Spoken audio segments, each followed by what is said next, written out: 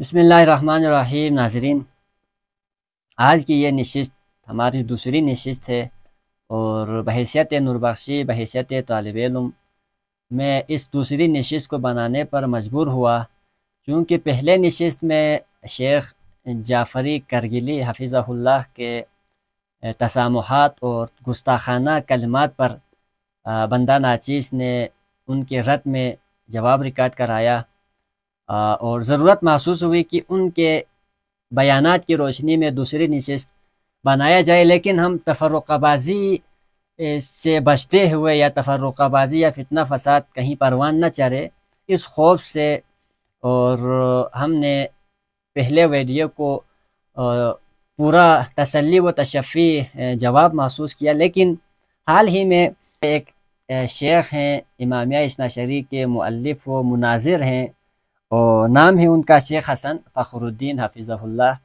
تو انہوں نے بھی سلسلہ نور بخشیہ کے اوپر حملے کیے ہیں اور سلسلہ نور بخشیہ کی تاریخ کو مسخ کر کے بیان کرنے کی کوشش کی ہے، اور سلسلہ نور بخشیہ کے تعلیمات کو مناظرانہ انداز میں، جیسا کہ وہ مناظر ہیں تو مناظرانہ اسٹائل میں بالکل غلط تعویلات کر کے اپنی غلط ثابت کرنے کی زعم میں، کوشش میں انہوں نے یہ غلط حرکت کی ہے۔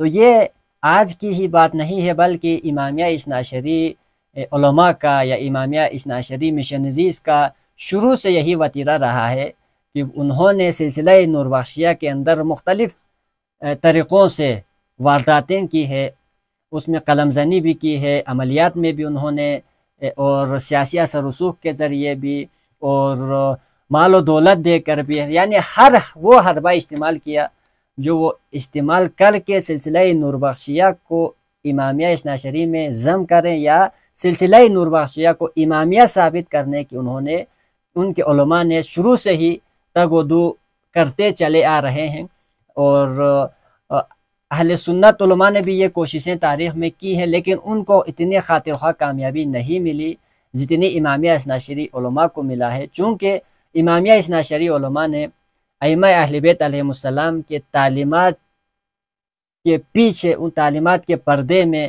ائمہ اہل بیت علیہ السلام کے محبت و مودت کے نام پہ انہوں نے سلسلہ نور بخشیہ کے سادہ لوح عوام کو گمراہ کرنے کی ہر دور میں ان کا کوشش کرتا رہا ہے۔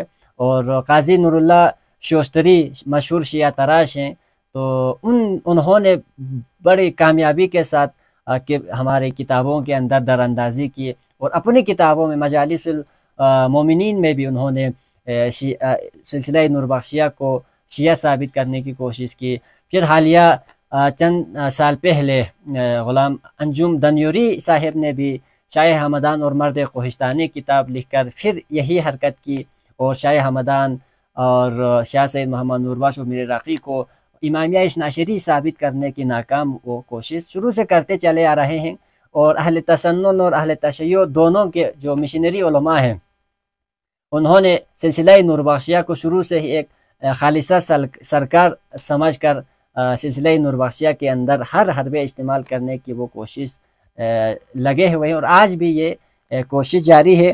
تو انشاءاللہ الرحمن بحیثیت نور بخشی، بحیثیت طالب علم، بندہ ناچیز نے جب ان چیزوں کا ادراک کیا تو ضرورت محسوس کی کہ سوشل میڈیا کے تھرو ان غلط پروپیگنڈا کرنے والوں، جھوٹ پھیلانے والوں اور تفرقہ ڈالنے والوں، فتنہ و فساد پھیلانے والے ایسے علماء کے لیے ان کے تسلی و تشفی جواب دیا جائے۔ اور ہمارا اپنا سلسلہ نور بخشیہ کا موقف ہے کہ ہم کسی دوسرے مسلک کی تعلیمات کے اندر چھیڑ چھاڑ نہیں کرتے۔ علمی اختلاف، علمی تنقید یہ بالکل الگ چیز ہے، جائز چیز ہے، یہ ہر دور میں علماء کرتے آ رہے ہیں، لیکن بالکل آپ دوسرے مسلک کے اندر گھس کے دوسرے مسلک کی تعلیمات کو چھیڑ چھاڑ کرنے کی کوشش کرنا، غلط ثابت کرنے کی کوشش کرنا، اور ان کے سادہ لو عوام کو اپنے فرقے کی طرف دعوت دینا، یہ چیزیں انتہائی خطرناک چیزیں ہیں۔ تو یہ ہمارے مزاج میں نہیں ہے کہ ہم مناظرہ کرتے پھریں، ہم دوسروں کے مقدسات کی توہین کریں، یا اس طرح ہم کسی دوسرے مسلک والے کو اپنے مسلک کے اندر لانے کے لیے بھی اس طرح کے کسی جتن یا کوشش نہیں کرتے۔ شیخ جعفری کرگلی اور شیخ حسن فخر الدین صاحبان دونوں نے یہ غلط حرکت کی ہے، غلط کوشش کی ہے، اس طرح کے بیانات ان کو نہیں دینی چاہیے، باز آنی چاہیے۔ علمی اختلاف کریں، علماء کے سامنے رکھیں، بہت اچھی بات ہے، لیکن آپ لوگ اس طرح سلسلہ نور بخشیہ کی تعلیمات کو، سلسلہ نور بخشیہ کی تاریخ کو مسخ کرنے کی جو آپ لوگ کوشش کر رہے ہیں، یہ بہت خطرناک طریقہ ہے، اور اس سلسلے کو یہیں پہ رک جانا چاہیے۔ تو شیخ حسن فخر الدین کا جو پہلا قسط ہے ویڈیو کا، اس کا لب لباب بھی یہی ہے کہ وہ مناظرانہ اسٹائل میں سلسلہ نور بخشیہ کی تعلیمات کو اپنے ذوق میں غلط ثابت کرنے کی کوشش کر، اور انتہائی مضحکہ خیز بات ہے کہ وہ فرما رہے ہیں کہ سلسلہ نور بخشیہ کی 90% تعلیمات شیعوں کی امامیہ اثنا عشری کی تعلیمات سے ملتا ہے، اور باقی 10% اہل سنت سے ملتا ہے۔ تو مجھے سمجھ نہیں آتی کہ وہ کیسے مؤلف ہیں، کیسے عالم ہیں، کیسے مناظر ہیں۔ خیر، ہم کسی شخصیت پہ بحث نہیں کرتے، ہم انہوں نے جو نکات اٹھائے ہیں اس پہ بات کرتے ہیں۔ تو سب سے پہلے میں یہ ان کو بتاتا چلوں کہ سلسلہ نور بخشیہ کی تاریخ ہے، اور سلسلہ نور بخشیہ کی اپنی شناخت ہے، سلسلہ نور بخشیہ کی اپنی پہچان ہے، جسے کوئی بھی شخص، کوئی بھی عالم، کوئی بھی مناظر ڈینائی نہیں کر سکتا۔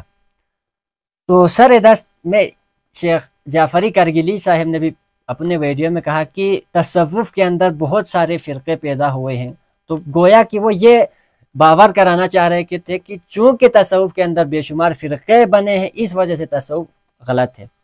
بالکل مان لیتے ہیں آپ کی اس دلیل کو، تو اسی دلیل کو ہم آپ کے اوپر فٹ کرتے ہیں، یہی فارمولہ، اسی فارمولے میں آپ ذرا اپنے آپ کو بھی رکھ لیجئے۔ تو اگر ہم شیعوں کی تاریخ پڑھیں تو آپ لوگ جیسا کہ خود کو شیعہ کہتے ہیں، حالانکہ آپ لوگوں کو امامیہ اثنا عشری یا مختصراً اثنا عشری یا امامیہ کہنا چاہیے۔ علمی حوالے سے یہی بات درست ہے۔ شیعہ ایک بڑی ٹرمینالوجی ہے، اور شیعت کے اندر بہت سارے ذیلی فرقے آتے ہیں۔ علامہ نوبختی نے بھی فرق الشیعہ میں شیعوں کے فرقوں کو گنا ہے۔ ان میں سے شیعوں کی ابتدا کہاں سے ہوئی؟ تاریخی کتابیں بڑی پڑی ہیں کہ شیعوں کی ابتدا، جیسا کہ آپ لوگ اپنی کتابوں میں لکھتے ہیں کہ شیعوں کی ابتدا نعوذ باللہ پیغمبر کے دور سے ہوئی، اور پیغمبر نے خود شیعت کی ابتدا رکھی۔ آپ کی کتابوں میں لکھے، آپ لوگ پیغمبر کے اوپر اسلام کے مقابلے میں کسی فرقے کی بنیاد رکھنے کا الزام لگاتے ہیں۔ آپ لوگ کی کتابوں کے اندر اس طرح کی گستاخی پائی جاتی ہے، یعنی آپ لوگ اپنے فرقے کو صحیح ثابت کرنے کے لیے پیغمبر اکرم صلی اللہ علیہ وسلم کی ذات ہو، اسلام پہ ہو، حرف آئے، آپ لوگوں کو اس سے کوئی فرق نہیں پڑتا۔ آپ لوگوں کو امامیہ اثنا عشری ثابت ہونا چاہیے۔ صحابہ جلیل القدر صحابہ کرام کو، حضرت عمار یاسر، حضرت میثم تمار، اور حضرت مقداد، حضرت ابو ذر غفاری، حضرت حجر ابن عدی، یہ حضرت سلیمان سرد سرخی، یہ بڑے بڑے صحابہ کرام ہیں رضی اللہ عنہم اجمعین۔ آپ ان کو بھی شیعہ بنا دیتے ہیں، نعوذ باللہ من ذالک۔ اور اگر میں نے بطور طالب علم جب تاریخ کا مطالعہ کیا، علم کلام کا مطالعہ کیا، تو شیعت کی ابتدا اگر جس طرح شیعہ نے علی علیہ السلام اور شیعہ نے معاویہ کے دور میں جب کشمکش ہوئی، تو صرف ایک سیاسی تفریق تھی۔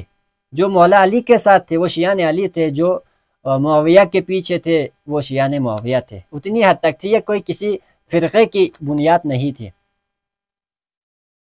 لیکن اگر ہم اس کو بنیاد سمجھ لیں تو اس کے بعد خوارج نامی فرقہ خود مولا علی کے اپنے دستوں کے اندر سے خوارج نکلا۔ اگر آپ کہتے ہیں کہ یہی شیعہ علی کی ابتدا وہاں سے ہوئی ہے، تو سب سے پہلا فرقہ جو شیعوں کے اندر بنی ہے وہ خوارج ہے، جنہوں نے خود مولا علی علیہ السلام کو نعوذ باللہ ان کے اوپر کفر تھوپا، ان کو کافر کہا۔ آپ لوگوں کی ابتدا تو پہلے فرقے کی یہیں سے ہوتی ہے، اور اسی فرقے نے مولا علی علیہ السلام کی خلافت ہی میں لشکر کشی کی، اور اسی دور میں یہی فرقہ خوارج ہیں جن کے عبد الرحمن ابن ملجم نے مولا علی علیہ السلام کو شہید کیا۔ تو مولا علی کو شہید کرنے والے کون تھے؟ یہی شیعہ تھے، شیعوں کا ایک فرقہ تھا، اسی کا ایک بندہ تھا۔ اس کے بعد اگر ہم شیعوں کے مزید فرقوں کی طرف نظر دورائیں تو دوسرا فرقہ تھا غلات کا، فرقہ غلات، جو مولا علی علیہ السلام کی الوہیت پر یقین رکھتے تھے، مولا علی علیہ السلام کو نعوذ باللہ خدا سمجھتے تھے، اور یہ فرقہ آج بھی موجود تھے شام میں نصیریت کی شکل میں۔ نصیری علی کو، مولا علی کو اللہ سمجھتے ہیں، رزاق سمجھتے ہیں۔ مجھے آپ لوگوں کے اپنے فرقوں کی بات ہے، آپ اب وہ فرقہ صحیح، آپ صحیح ہے، اب اس چیز کا فیصلہ کون کرے گا؟ اس کے بعد فرقہ کیسانیہ آتا ہے، مختار ثقفی جن کو آپ ہیرو سمجھتے ہیں، یقیناً قاتلین امام حسین علیہ السلام کو قتل کر کے انہوں نے بہت بڑی سعادت والی کام کی ہے، لیکن اس کے پیچھے کیا نظریہ چھپا ہوا تھا؟ مختار ثقفی کو کس کو اپنا لیڈر اور امام بنا کر لشکر کشی کرنی چاہیے تھی، یا قاتلین امام حسین کو قتل کرنا چاہیے تھا؟ مختار ثقفی امام زین العابدین علیہ السلام کی موجودگی میں کبھی بھی امام زین العابدین علیہ السلام کے پاس نہیں گئے۔ آپ لوگ کہتے ہیں کہ جو ان ائمہ سے وابستہ نہیں ہوئے وہ گمراہ ہیں، باطل ہیں، مرتد ہیں، احمق ہیں، تو پھر مختار ثقفی آپ لوگوں کا ہیرو کیسے ہوا، جنہوں نے امام زین العابدین کے مقابلے میں محمد ابن حنفیہ کو اپنا امام قرار دیا؟ نہ صرف امام قرار دیا بلکہ مہدی موعود قرار دیا۔ اور مختار ثقفی کا اصل نام کیسان تھا، اسی نسبت سے کیسانیہ فرقے کی پھر ابتدا ہوئی۔ اگر مختار ثقفی آپ لوگوں کے نزدیک اتنا بڑا ہیرو ہے تو فرقہ کیسانیہ قبول کر لیں، تو کیا وہ فرقہ صحیح تھا؟ کیا اس کی یہ حرکتیں درست تھی؟ پھر اس کے بعد امام زین العابدین کے بیٹے امام زید، ان سے تیسرا فرقہ زیدیہ بن گیا۔ تو امام زید نے امام محمد باقر کی امامت ماننے سے انکار کر دیا اور اپنے امامت کا اعلان کر دیا۔ امام زید کی امامت درست ہے یا امام محمد باقر کی امامت درست ہے؟ تو جیسا کہ امام اشنشری کا موقف ہے کہ امام محمد باقر کی امامت درست ہے، تو کیا محمد ابن حنفیہ اور امام زید نعوذ باللہ باطل، مرتد، احمق، بے دین، کافر، زندیق اور جہنمی ہیں؟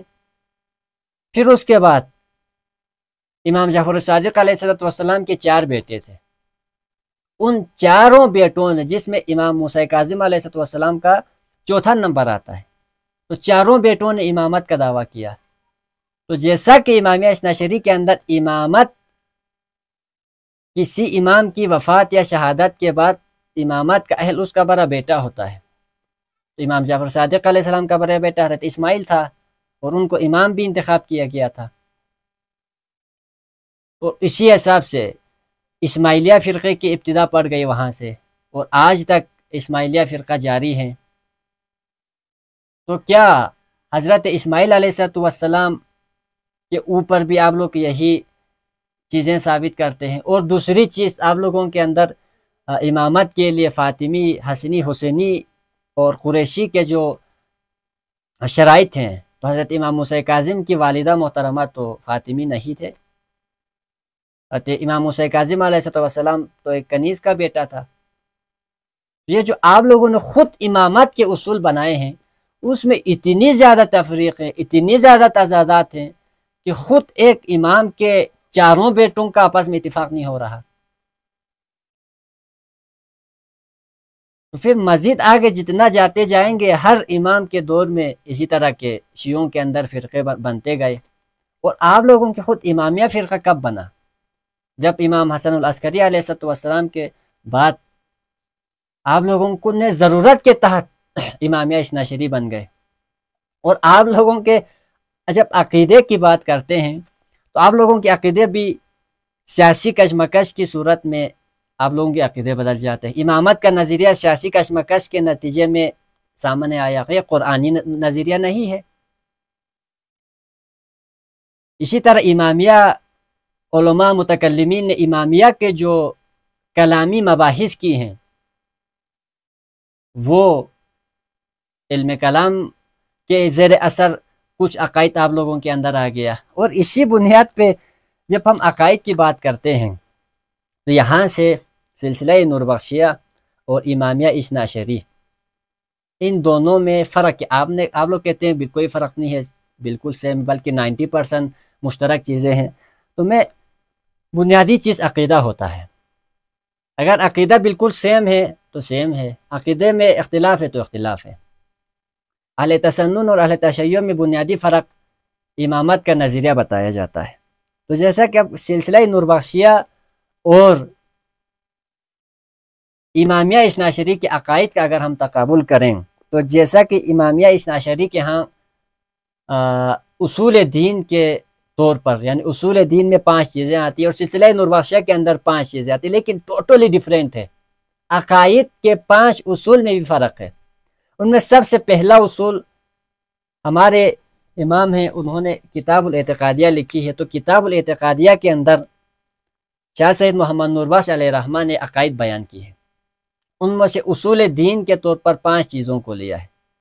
چند ذیلی فروعات کو بھی لی ہے، وہ الگ سے ہیں، لیکن 5 بنیادی اصولی چیزیں ہیں جن پر ایمان رکھنا ہر مسلمان کے اوپر واجب ہے، لازم ہے، فرض ہے. ان میں سے کسی ایک کا بھی انکار اس شخص کو کافر بنا دیتا ہے. اور آپ لوگوں کے اصول میں بھی یہی چیزیں ہیں. تو شاہ سید محمد نوربخش علیہ الرحمہ نے اصول دین میں کیا چیز بیان فرمایا؟ شاہ سید علیہ الرحمہ نے اصول دین میں بیان فرمایا قرآن کے ان مطابق ہمارے عقائد اخبار احاد کی بنیاد پر نہیں بنائے گئے، سیاسی کشمکش کے حساب سے ہمارے عقائد تبدیل نہیں ہوئے، علم کلام و فلسفے کے مباحث کی بنیاد پہ ہمارے علم کلام میں تبدیلی نہیں آئی، آپ لوگوں کے اندر آئی ہے. ہمارے عقائد قرآن حکیم سے قطعی الدلالہ کے ساتھ ثابت ہے. آمنت باللہ و ملائکتہ و کتبہ و رسولہ والیوم الآخر. 5 چیز بالکل واضح کلیئر ہے، اس میں کسی قسم کے شک و شبہ کی گنجائش نہیں ہے. آپ لوگوں کے عقائد کے اوپر دیکھیں تو سب سے پہلے آمنت باللہ یعنی توحید، یہ پہلا چیز دونوں میں مشترک ہے، توحید. دوسری چیز ہمارے ہاں فرشتوں کے اوپر ایمان ہے، آپ لوگوں کے ہاں کیا ہے؟ عدل ہے. عدل کے اوپر اچھی خاصی بحث ہو سکتی ہے. عدل یہی متکلمین کے بحثوں کے اندر سے اللہ رب العزت کی ذات اور صفات کے بحث جب چھیڑی تو اس وقت آپ لوگوں نے اپنے اصول دین میں عدل کو شامل کر لیا. حالانکہ اللہ کی صفات اور بھی بے شمار چیزیں ہیں، کیا ان سب کو اصول دین میں شامل کر لیا جائے؟ آپ لوگوں نے عدل کو اصول دین میں شامل کیا. ہمارے ہاں اصول دین میں عدل ہے ہی نہیں ہے. عدل تو اللہ کی صفات کے ذیلی مباحث میں آتا ہے. پھر تیسری چیز ہمارے ہاں اللہ کے کتابوں پہ تورات، زبور، انجیل اور قرآن مجید پہ ایمان رکھنا ہمارے ایمان کا حصہ ہے. ان میں سے اگر آپ کسی ایک کتاب کا منکر ہو جائیں کہ یہ چاروں کتاب ان چاروں انبیاء پر نازل ہوئے تھے، ان میں سے کسی ایک کا بھی منکر ہو جائے وہ دائرہ اسلام سے خارج ہو جاتا ہے. تو یہ کتابوں پر ایمان تو آپ کے اصول دین میں ہے ہی نہیں ہے. گویا آپ لوگوں کے نزدیک تو کتابوں پہ ایمان لانا ضروری ہی نہیں ہے، یہ تو ذیلی فروعی معاملات میں آپ لوگوں نے لے کے گئے ہوئے. اور چوتھی چیز ہمارے اندر رسولوں پر ایمان آتا ہے. تمام انبیاء، جتنے بھی انبیاء جن کا اولو العزم انبیاء قرآن میں ذکر ہیں اور جن کا قرآن میں ذکر نہیں ہے، جن انبیاء کو اللہ نے نازل کیا ہے ان پر ایمان لانا ہمارے لیے ضروری ہے. لیکن آپ لوگوں کی چوتھے نمبر پر امامت آتی ہے. امامت جس کی قرآن میں کوئی مثال نہیں ملتی، جس کو آپ لوگوں نے اصول دین میں شامل کیا، اور آپ لوگوں کے نزدیک امامت پر ایمان نہ رکھنا دائرہ اسلام سے خارج کر دیتا ہے یا دائرہ تشیع سے خارج کر دیتا ہے. لیکن ہمارے ہاں ایسا نہیں ہے. ہمارے ہاں بھی امامت کے اوپر ایمان رکھنا لازمی ہے، واجب ہے. امام شاہ سید محمد نوربخش نے اصول اعتقادیہ کے ہی اندر لکھی ہے، لیکن یہ اصول دین میں سے نہیں ہے. تو یہ اور امامت کے اوپر آپ لوگوں کی امامت کی جو پوری ڈاکٹرائن وہ ٹوٹلی ڈیفرنٹ ہے. ہمارے امام کے نزدیک امامت کی ڈاکٹرائن پوری ڈیفرنٹ ہے. ہمارے امام کے نزدیک امامت کی 2 اقسام ہیں، امامت حقیقی اور امامت اضافی. امامت حقیقی صرف اور صرف مولا علی علیہ السلام کی ذات والا صفات ہے، اور باقی ائمہ امامت اضافی میں آتا ہے. باقی 11 ائمہ لے لیں اور اس کے بعد امام علی رضا کے بعد معروف کرخی علیہ الرحمہ سے ہوتا ہوا شاہ سعید تک، یہ سب کچھ امامت ظاہری میں آتا ہے، امامت اضافی میں. اور ہر ایک اپنے مقام و مرتبے کے حساب سے ان کا مقام و مرتبہ ہوتا ہے۔ اصولی بحث میں اب آخری چیز دونوں کے مشترک ہیں وہ قیامت پر ایمان ہے۔ تو اس طرح صرف عقائد میں کتنا بڑا فرق ہے، بہت بڑی ڈفرینس ہے۔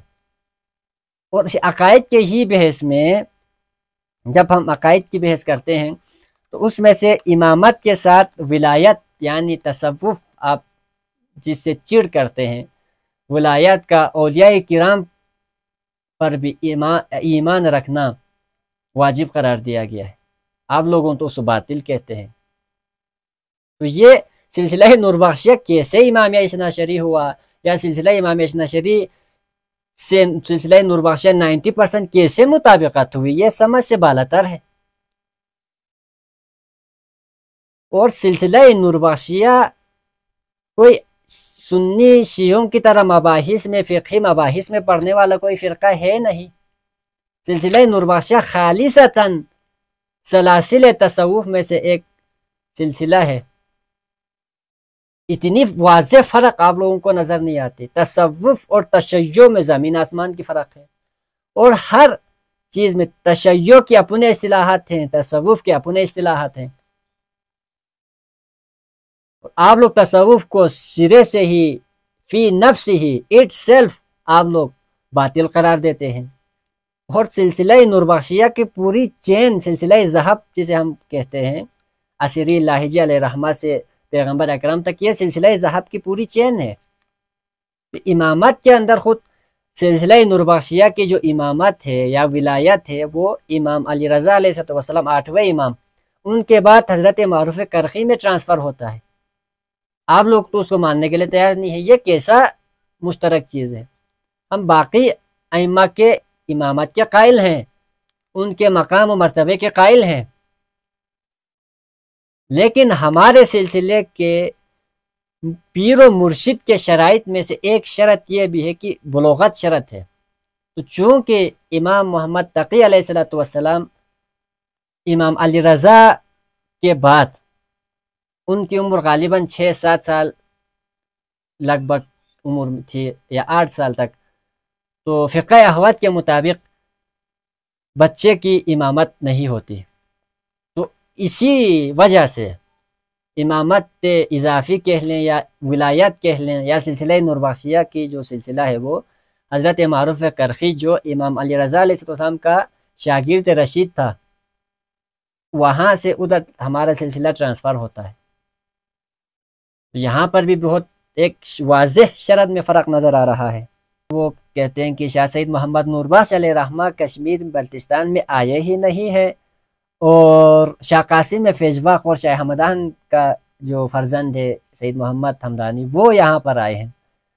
تو شاہ قاسم فیضبخش کا بلتستان میں آنے کا تو تاریخ کے کسی کتاب میں کوئی ثبوت نہیں ملتا۔ آپ نے ان کو بلتستان میں لایا اور یہ الزام ان پہ بھی لگایا کہ وہ تشیع پھیلانے کے لیے آئے تھے اور تصوف کا لبادہ اوڑھ کے آئے تھے۔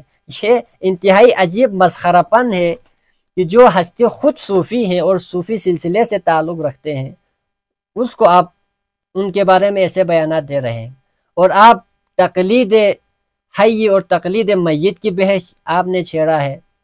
اور شیخ سکندر حفظہ اللہ کے ایک شاگرد جو یقیناً شاید آپ سے کچھ سیکھنے کے لیے گپ شپ کے لیے آئے تھے، آپ نے اس کو بھی مناظرے کا رنگ دے کر ایسا ظاہر کرنے کی کوشش کی جیسے آپ نے کوئی بڑا تیر مارا اور کسی نوربخشی بڑے عالم کو آپ نے چت کر دیا ہو۔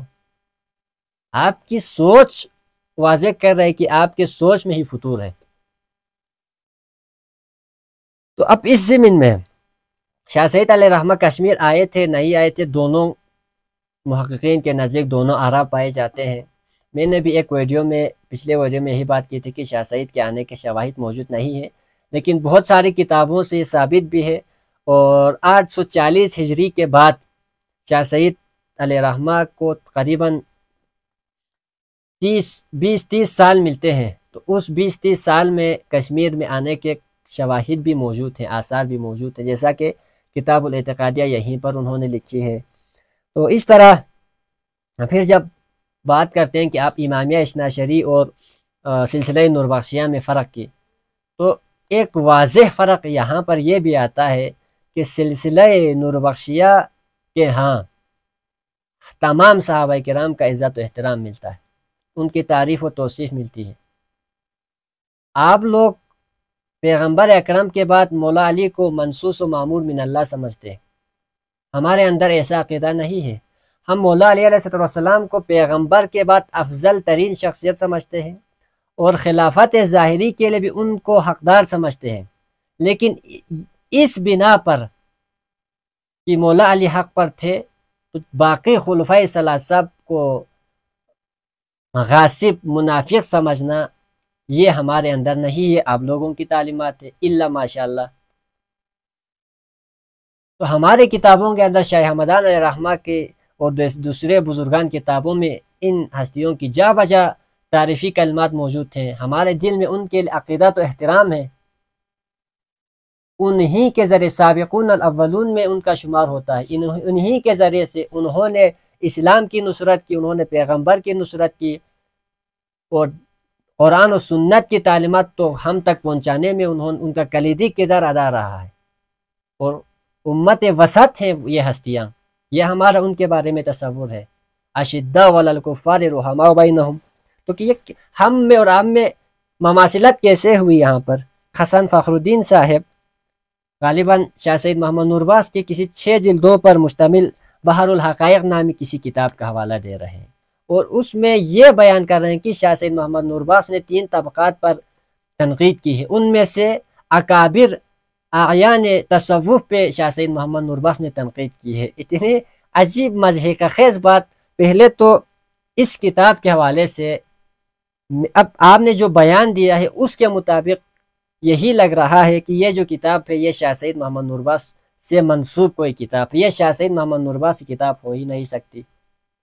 اس پہ میری اپنی تحقیق نہیں ہے، لیکن آپ کے بیان کے مطابق وہ اس وجہ سے کہ شاہ سید محمد نورباز خود ایک عظیم متکلم صوفی تھے، عارف باللہ تھے، اور آپ نے اپنی تعلیمات کا نچوڑ شیخ اکبر محی الدین ابن عربی علیہ رحمہ سے لی ہے اور سلسلہ کبرویہ کے بزرگوں سے لی ہے۔ تو ایک عظیم صوفی اپنے اکابر کے اوپر تنقید اور رد اور اتنے عجیب بکواسات قسم کے تنقیدات کیسے کر سکتے ہیں؟ یہ مزاج ٹوٹلی تصوف سے نفرت اور بغض رکھنے والے، اور خاص کر کسی امامیہ اثنا عشری نے ہی یقیناً یہ کتاب لکھی ہوگی اور شاہ سعید سے منسوب کی ہوگی۔ اور آپ پھر یہ بھی الزام لگاتے ہیں کہ فقہ احواد کے اندر ہم نوربخشیوں کا یہ شاہ سید محمد نوربخش نے یہ بات لکھی کہ نماز پڑھتے ہوئے ہاتھ باندھ بھی سکتے اور ہاتھ چھوڑ بھی سکتے، اور گرمیوں میں ہاتھ چھوڑ کے پڑھیں، سردیوں میں ہاتھ باندھ کے پڑھیں۔ یہ ایسا اجتہاد ہے جو عین عقل میں سمجھ میں آنے والی اجتہاد، ایک فروعی مسئلہ ہے۔ سردیوں میں ٹھنڈ زیادہ لگتی ہے تو اسی حساب سے، اور یہ علاقہ بھی ٹھنڈا ہے تو ہاتھ باندھنا یہ اس میں زیادہ آسانی ہوتی ہے، اور گرمیوں میں ہاتھ چھوڑنے میں آسانی ہوتی ہے، اور پاؤں کے مسح اور دھونے میں بھی ان 2 مسئلوں کو آپ نے کہا کہ یہ نعوذ باللہ فقہ احواد کے اندر تقیہ کر کے یہاں پر لکھا گیا ہے سلسلہ نوربخشیہ کے بزرگان نے۔ عجیب بات ہے، سلسلہ نوربخشیہ کے اندر تقیہ کا کوئی تصور ہی نہیں ہے، ہم تقیہ کو جھوٹ بزدلی سمجھتے ہیں، اور آپ لوگوں کے اندر تقیہ کا بنیادی کلیدی کردار ادا ہے۔ اگر تقیہ کرنا اتنا دینی ضروریات میں سے، مبادیات میں سے ہوتے تو امام حسین علیہ السلام کربلا میں تقیہ فرماتے، انہوں نے کوئی تقیہ نہیں کیا۔ پیغمبر اکرم صلی اللہ علیہ وسلم کی پوری زندگی دیکھ لیں، کبھی کوئی تقیہ نہیں کیا۔ آپ نے جھوٹ کو تقیہ کا نام دے کر ائمہ اہل بیت کی تعلیمات کو اسی تقیہ کے بہانے پہ، تقیہ بہت آسان ہو گئی، آپ لوگوں کو تقیہ کیا تھا اس لیے وہ غلط تھا۔ عجیب آپ لوگوں کی تعلیمات نہ عقل میں آتی ہے، نہ سمجھ میں آتی ہے، نہ نص قرآن و سنت اس کی تائید کرتی ہے۔ تو پھر آپ نے جو شیخ سکندر حفظہ اللہ کے شاگرد کے ساتھ جو آپ کے زون میں جو مناظرہ ہوا، تو اس میں آپ مناظرانہ انداز میں اس اسٹوڈنٹ کو کیا کر رہے ہیں؟ اپنی طرف سے خود ساختہ سوالات بنا کر اس اسٹوڈنٹ کو پھنسانے کی کوشش کر رہے ہیں، حالانکہ یہ ایسے خود ساختہ باطل سوالات تھے جس کی کوئی تک ہی نہیں بنتی۔ اسی طرح کے سینکڑوں سوالات میں آپ کو اور آپ کے علماء کے اوپر بھی پیش کر سکتا ہوں کہ اگر یہ ہے تو یہ کیوں نہیں ہے، یہ کیوں نہیں ہے تو یہ کیوں ہے۔ تو آپ نے جیسا کہ لکھا کہ کیا مچھلی کی طرح پانی میں رہتا ہے، نعوذ باللہ پیغمبر اکرم خاتم النبیین صلی اللہ علیہ وسلم کا تقابل شاہ سعید سے کر کے آپ نے شاہ سعید کو غلط ثابت کرنے کے لیے، سلسلہ نور بخشیہ کی تعلیمات کو غلط ثابت کرنے کے لیے اپنی طرف سے ایک خود ساختہ نظریہ اور سوالات قیاسات گڑھ کے آپ کہتے ہیں اور فرماتے ہیں کہ کیا شاہ سعید محمد نور بخش پیغمبر سے افضل تھے؟ یہ کیسے عجیب سوالات ہیں؟ کیا کوئی سلیم الفطرت انسان اپنے کسی فرقے کے یا اپنے کسی پسندیدہ شخصیت کو پیغمبر سے اوپر کا درجہ دے سکتے ہیں؟ کیا آپ لوگ امام خامنائی علیہ رحمہ، امام خمینی علیہ رحمہ اور دیگر جو متقدمین علماء ہیں، متکلمین ہیں، کیا ان کو پیغمبر سے زیادہ افضل جانتے ہیں؟ امامت کے اندر جو امامت کی شرائط ہیں وہ تو انبیاء سے زیادہ ہی ہے آپ لوگوں کے اندر۔ آپ لوگوں کے جو امامت کا تصور ہے، امام کا تصور ہے، اگر اس پہ بات کریں، اس پہ بات کرنا شروع کریں تو آپ کے امام میں جو آپ لوگوں نے بنائے ہیں اور ایک پیغمبر میں کوئی فرق ہی نہیں ہے، بلکہ امام انبیاء سے آپ لوگ افضل سمجھتے ہیں۔ تو اس طرح کے غلط تصورات، غلط تعلیمات تو آپ لوگوں کے تعلیمات کے اندر، اور آپ عالم ربانی کے حوالے سے عالم ربانی ایک اور عالم نفسانی ایک آپ نے بنا لیا، اور اپنی طرف سے ایک عالم ربانی کو، عالم ربانی کا عالم علم نجوم اور علم فلکیات کو مثال دے کر آپ نے عالم ربانی کی تعریف کر دی کہ اللہ کو جاننے والا عالم ربانی ہوتا ہے۔ لوگوں مانی تو بالکل یہی ہے، لیکن عالم ربانی یا پیر کامل یا مرشد کامل یا شیخ طریقت یہ تصوف کے اصطلاحات ہیں۔ آپ تصوف کے اصطلاح کو اپنے ذوق میں، اپنے حساب سے سمجھنے کی کوشش کر رہے ہیں۔ خدا کے لیے کون سا محقق ہے، ایسا کون سا محقق ہے، ایسا کون سا عالم ہے جو اس طرح کرتا ہے؟ ہر چیز کو اب آپ کسی سائنسی نظریے کو سمجھنے کے لیے آپ اس کو اسلامی اطلاقات اس پہ کریں گے۔ سائنس کے اپنے ٹرمینالوجیز ہیں، فلسفے کے اپنے اصطلاحات ہیں، تو ہر گروہ کو، ہر چیز کو ان کے اپنے علم کے فیلڈ کے اندر رکھ کے بیان کرنا ہوتا ہے۔ آپ نے تصوف کی ایک اصطلاح کو اٹھا کر اس میں سے عجیب و غریب خود ساختہ قیاسات، خود ساختہ سوالات اٹھا کر آپ نے غلط ثابت کرنے کی کوشش کی۔ اس پہ یعنی کوئی بات کرنے والی یہ باتیں ہیں ہی نہیں ہے جو آپ نے یہاں پر کی ہیں۔ اور پیر کامل، مرشد کامل کے حوالے سے فقہ احوت کا مطالعہ کیجیے۔ آپ نے مطالعہ بھی صحیح نہیں کیا، آپ کے باتوں میں بھی تضادات ہیں، اور آپ یہ بھی بیان کر رہے ہیں کہ فقہ احوت کے اندر روزے کی حالت میں اگر میاں بیوی مباشرت کریں تو آپ نے ایسا بیان دینے کی کوشش کی جیسے سلسلہ نور بخشیہ کے اندر، فقہ احوت کے اندر روزہ نہیں ٹوٹتا۔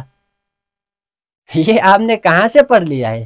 کس کتاب سے پڑھ لیا؟ فقہ احوت کے اندر بالکل واضح طور پر روزے کی تاریخ کے اندر لکھا ہوا ہے کہ جنسی مباشرت سے باز رہنا ہے، یہ چیزیں روزے کو حرام کرنے والے، اگر یہ چیز ہوا تو روزہ باطل ہے۔ باقی بوس و کنار کے حوالے سے مکروہات میں الگ سے ذکر ہے، آپ نے اس کو اس پر قیاس کر کے غلط سمجھ لیا۔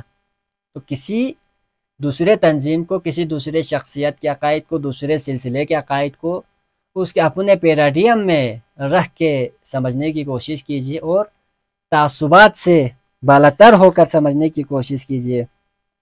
اور آپ نے پھر تقلید و بیعت کی بحثیں چھیڑی، تو محترم شیخ صاحب پھر وہی بات ہے کہ تقلید اور بیعت دو اصطلاح ہیں۔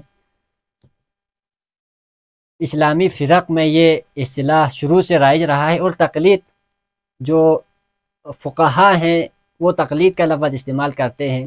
جو شخص جس بھی فقیہ کی تعلیمات پہ عمل کرتا ہے، اس کی پیروی کرتا ہے، اس کو تقلید کہتے ہیں۔ اگر لغوی صحیح غلط کے بحثوں میں جائیں تو یہ لمبی چوڑی بحث بن جائے گی۔ تو جو مثال طور پر امام ابو حنیفہ ہے، امام شافعی ہے، امام مالک ہے، امام احمد حنبل ہے، ان میں سے کسی امام کا، یا آپ لوگ امام خمینی، امام خامنائی، امام سستانی کی تقلید کرتے ہیں، تو یہ فقہی اصطلاح ہے، اور بیعت ہمارے تصوف کے اندر تقلید کی بحث ہے ہی نہیں ہے، ہمارے اندر تو بیعت آتا ہے، یعنی یہ صوفی سلسلہ ہے، اور صوفی سلسلوں کے اندر بیعت کا سلسلہ آتا ہے، اور آپ نے تقلید حی اور میت کو بنیاد بنا کر یہ غلط ثابت کرنے کی کوشش کی کہ چونکہ شاہ سعید بہت سال پہلے ان کی فوتگی ہوئی ہے، اس وجہ سے ان کی تقلید جائز نہیں، زندہ پیر کی یا زندہ مجتہد کی تقلید کرنی چاہیے۔ اب یہ ایک الگ سے بحث ہے، لیکن اس کو سلسلہ نوربخشیہ کے صوفیانہ بحث میں رکھیں تو ایک نارمل سے سمجھ میں آنے والی بات ہے۔ اور ہم مردے کی بیعت یا تقلید کہاں کرتے ہیں؟ آج تک سلسلہ نوربخشیہ کا جو پیروں کا، مرشدین کا سلسلہ ہے، وہ تسلسل کے ساتھ چلا آ رہا ہے، اور ہر دور میں ایک زندہ مرشد اور زندہ پیر کی ہی بیعت کی جاتی ہے۔ تو آپ نے یہ کیسے اخذ کیا کہ ہم مردے کی تقلید کرتے ہیں؟ ہم فقہ کے معاملے میں جو نماز، طہارت، روزہ، نکاح، اعتکاف، یہ جو جتنے بھی اصولی چیزیں ہیں جو ایک فرقے کے لوازمات میں سے ہیں، تو اس میں شاہ سعید علیہ الرحمٰن نے کتاب لکھی ہے، تو ہمارے لیے ہمیں اس میں کوئی کمی کوتاہی نظر نہیں آتی، ہمارے لیے اس پہ عمل کرنے میں کوئی مشقت پریشانی نظر نہیں آتی، یہ ہمارے لیے تسلی و تشفی ہے، اور ہم اسی کے مطابق عمل کرتے ہیں۔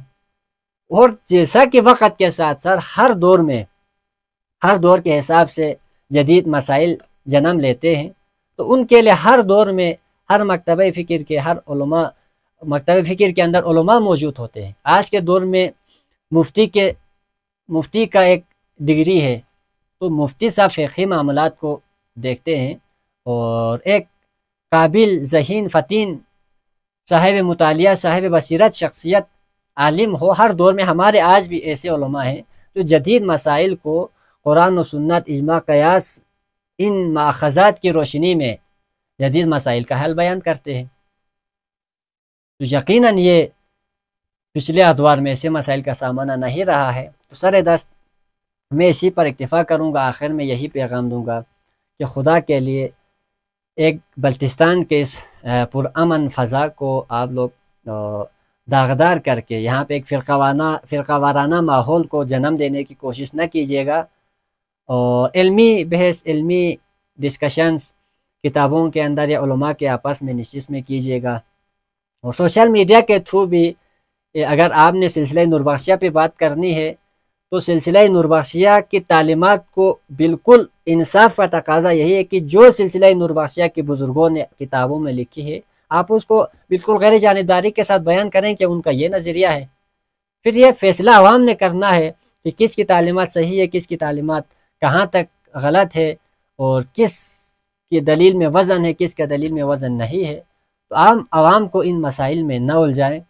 تو میں اسی پہ اکتفا کروں گا، اور اللہ سے میری دعا ہے کہ اللہ ہم سب کو پیار، محبت، امن، رواداری سے رہنے کی توفیق عطا فرمائے۔ وما علینا الا البلاغ المبین۔ آپ سب کا بہت شکریہ۔